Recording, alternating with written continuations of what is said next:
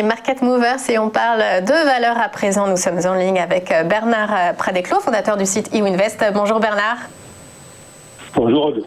Et donc, 3 valeurs ce matin. On commence par Carrefour, un chiffre trimestriel annoncé il y a quelques semaines au plus haut depuis 20 ans. La grande distribution se porte plutôt bien. Exactement. En fait, il faut aussi savoir que le groupe de distribution n'a bien évidemment pas été aussi impacté que les secteurs hôteliers, tout ce qui touche en fait au tourisme, depuis le mois de mars évidemment.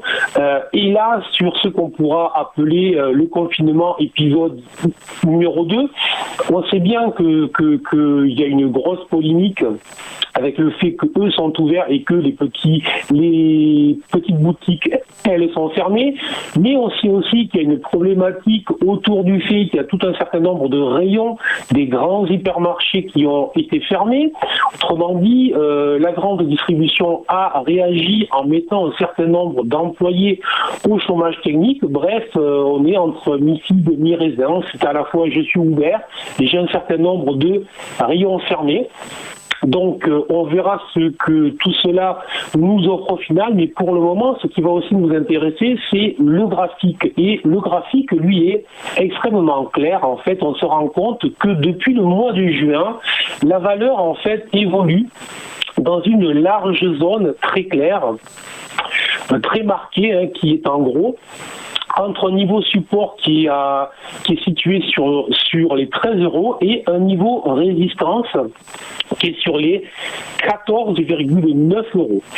On voit très bien qu'à 5 reprises, c'est les petits points verts avec un sourire que je vous ai mis sur le graphique. On voit très bien qu'à 5 reprises, le titre est venu s'appuyer sur le niveau support des 13 € et qu'à chaque fois, les acheteurs ont effectivement eu le sourire puisque le titre a rebondi mécaniquement.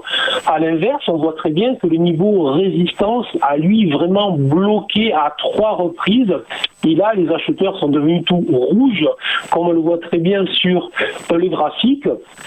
Mais ce qu'on va regarder donc tout simplement, c'est que désormais, le titre est en train de se rapprocher très fortement de cette résistance. Et là, je vous ai mis 2 grands points d'interrogation, car je ne sais pas. Et lorsqu'on est un trader ou un investisseur, il faut savoir dire je ne sais pas. Je ne sais pas si la valeur va franchir ce niveau, si elle va coincer.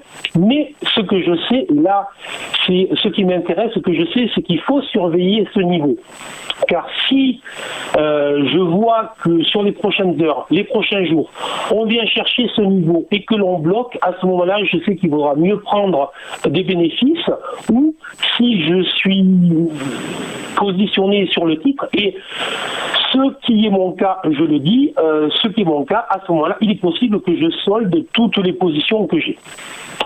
Mais si jamais, sur les prochaines heures ou les prochains jours, cette résistance venait à céder, à ce moment-là, ça va devenir très intéressant puisque par ce qu'on appelle en analyse technique un report d'amplitude, on aura un objectif sur les 16,7, 16,8 €, donc un objectif plus que dynamique, donc plus de 2 € à aller chercher, donc très intéressant.